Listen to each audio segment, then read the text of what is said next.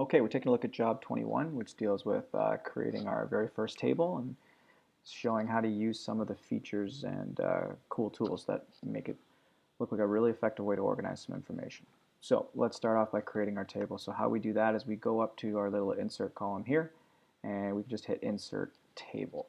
And now we can make this thing look as big as we want, but the one that we're looking for wants 3 columns, which are 1, 2, 3 columns, and it wants 5 rows. So we'll go 1, 2, 3, 4, 5, and we have that, and just click, and we have our table. Great. And now if you take a look, when we are just typing normally down here, you'll notice that there's no little things that pop up for us here. But as soon as we click our table, oh my gosh, we get 2 little tabs that pop up. One is our table design tab, which is great.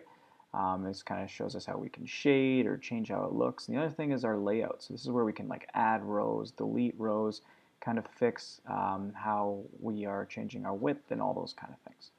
So some good things to know. Now, we need to keep going, so we need to figure out exactly how to use some of these features. First thing we're going to do is merge some cells. So if we want this top row to just be one nice solid box for us, or solid cell, we need to get rid of these 2 little lines here. So how do we do that? Well, if we just highlight everything here, we got a couple options. You can right click and you can go to merge cells, which will get rid of these 2 lines, or if you want to take a little more time and do it, you can go up to layout and then hit merge cells. They both do the exact same thing, and we've created one solid box here. Now we can type all of this information in here, no problem at all, and when we do that, we can just type SJB School of Business, and just like before, you can apply all of your formatting. So we can bold it, we can center it, we can do whatever we'd like to do. Okay, so I'll let you type all that information in here for you, and just make sure you're typing it accurately and that you have all the required information in there. And almost done.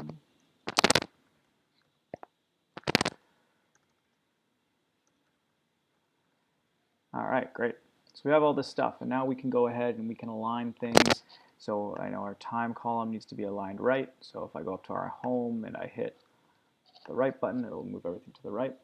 And then everything else looks pretty good, but we do need to put a new row in because we've taken a new class.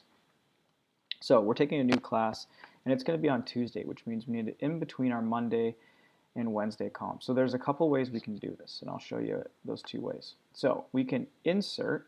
If we right click just on the Monday column, we can insert. And I say, okay, well, we want it to be below. So if I click row below, it'll give me a new column, or sorry, a new row down here. Great. If I don't want to do it that way, I can still put this here. If I go up to my layout, I have that exact same ability up here. So I'll just add a new row below, and now we can put the new information in this spot here, which is great. Tuesday at 15 o'clock. Awesome. Now, you may notice that this box is like gigantically huge considering it's so small information. So we might want to fix that up. So what we do is we just, if we put our cursor here, you notice how this changes to a little arrow, and this allows us to change our width however we'd like to do it.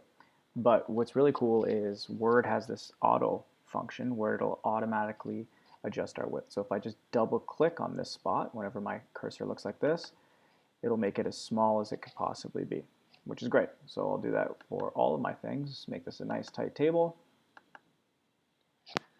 Lovely. And now we just want to do a couple things. We want to center this thing horizontally and vertically, and that's easy to do. So all we need to do is just layout. If we're ever messing with how this thing kind of looks or lays on the page, go to layout, hit properties, hit center, and now we're good horizontally. Vertically, we've done that a bunch of times. Double click up here, layout, and we want to go to center. And that should do it for that job, which is perfect. All right, and that is it.